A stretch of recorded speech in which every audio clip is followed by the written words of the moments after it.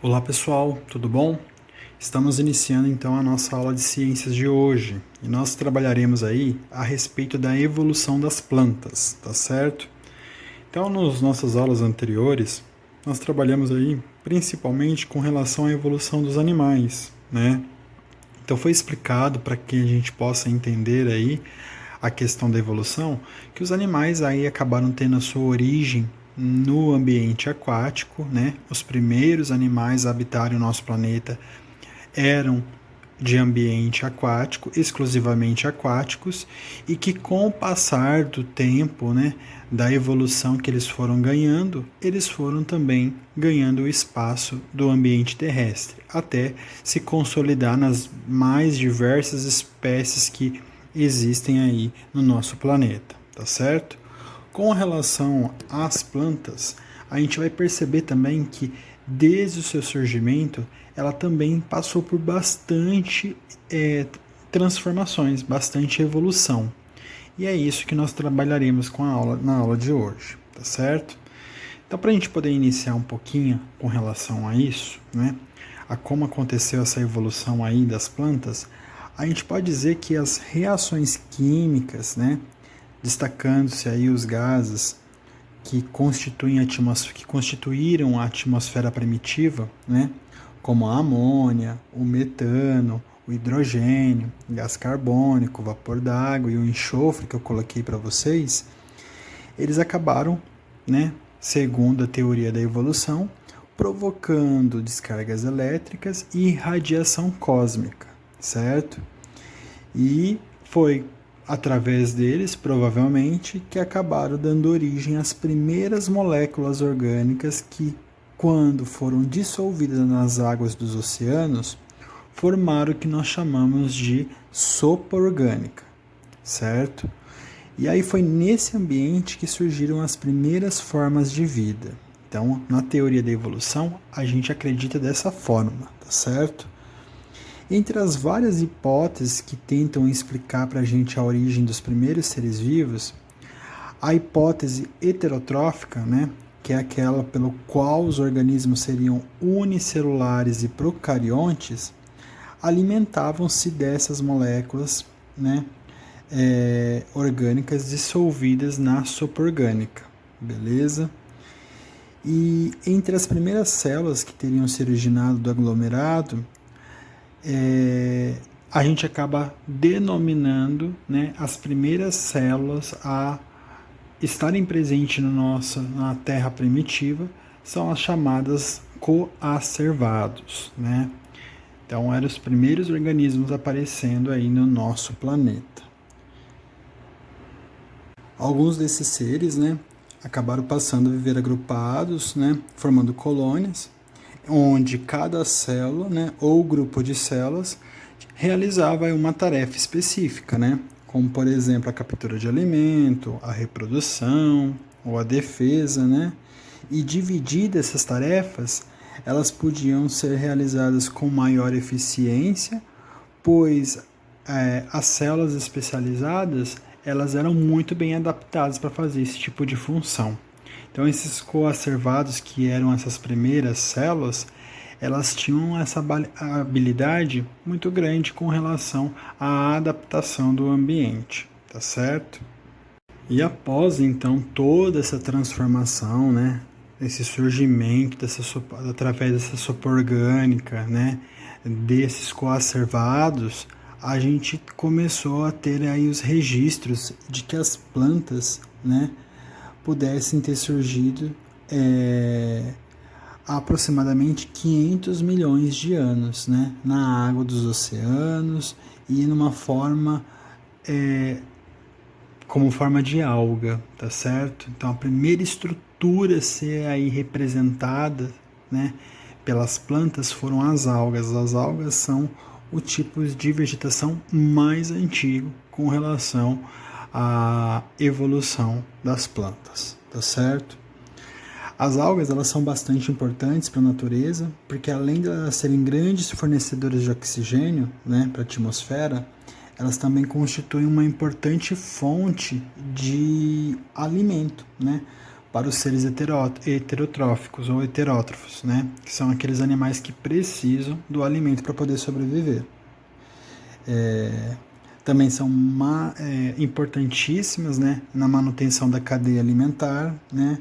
Os seres humanos também acabam utilizando na alimentação, na indústria cosmética, né, e alimentícia. Também é usado na composição de alguns doces, né? Tem bastante serventia aí as algas. Nós já estudamos aí com relação aos reinos, né, que compõem aí a nossa biodiversidade.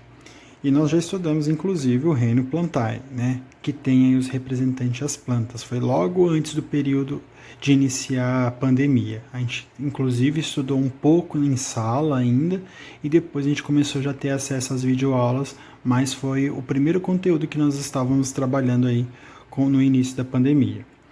Nós também já estudamos e vimos que as algas elas não pertencem ao reino Plantae, né? Elas fazem parte do reino protista, né?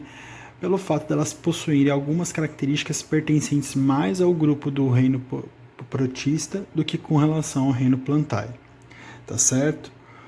Bom, com relação então aqui ao esqueminha que eu fiz, a gente pode perceber que existe uma evolução, né?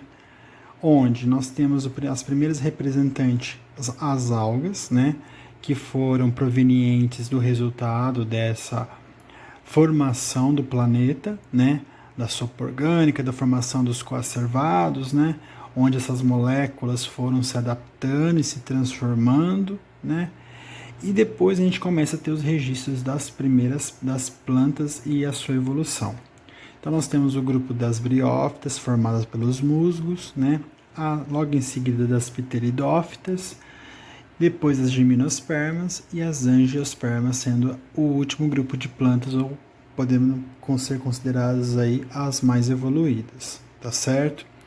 Lembra que já caiu inclusive numa perguntinha de simulado? Dos 4 grupos que eu tenho aqui, somente as briófitas são avasculares. O que significa isso? Elas não possuem vasos condutores, né? Não tem um vaso condutor que transporta seiva bruta e nem seiva elaborada, que é o xilema e floema.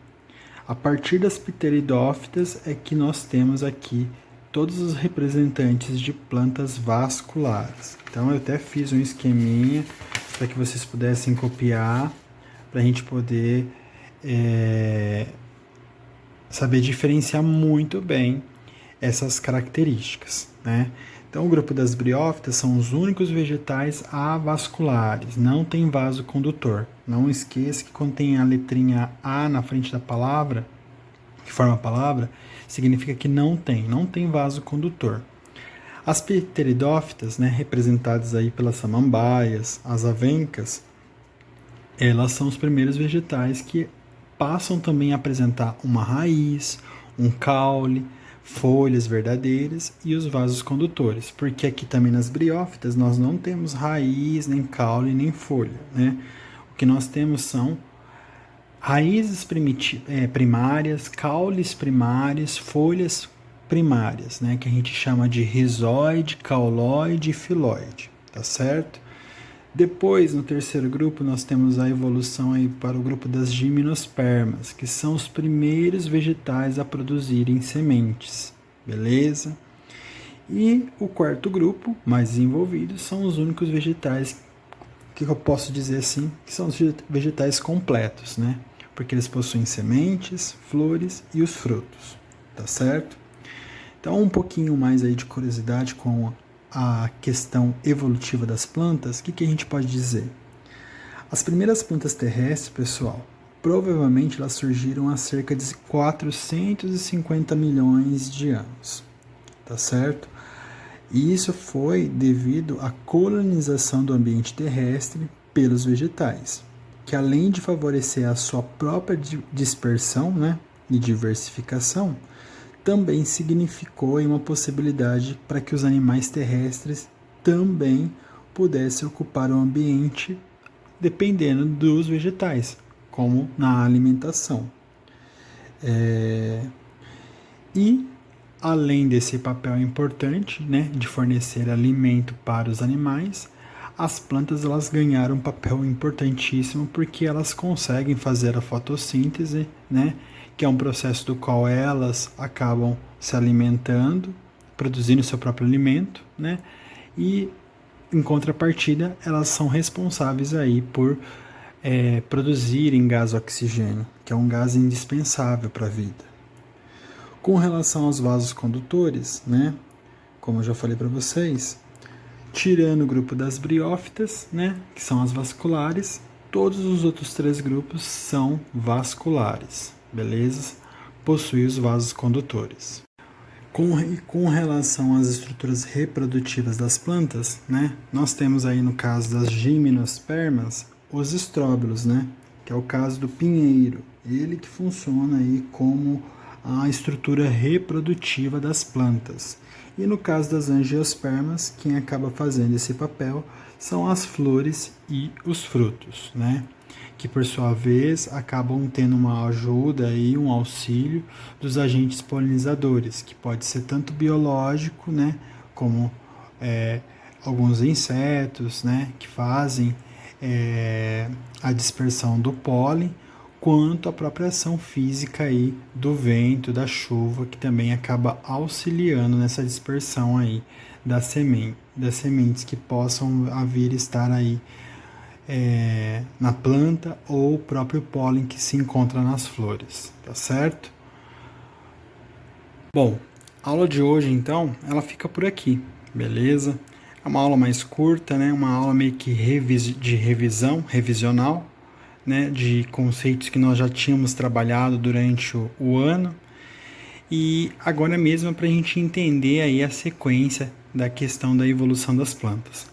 Saberem que elas também surgiram no ambiente aquático e que aos poucos elas foram ganhando espaço no ambiente terrestre. Se a gente perceber aqui nos filos das plantas, a gente vai perceber também que começa da planta que é mais aquática e gosta mais de ambiente úmido, para as plantas que conseguem viver bem a ambiente terrestre. Precisa do ambiente terrestre para poder se desenvolver.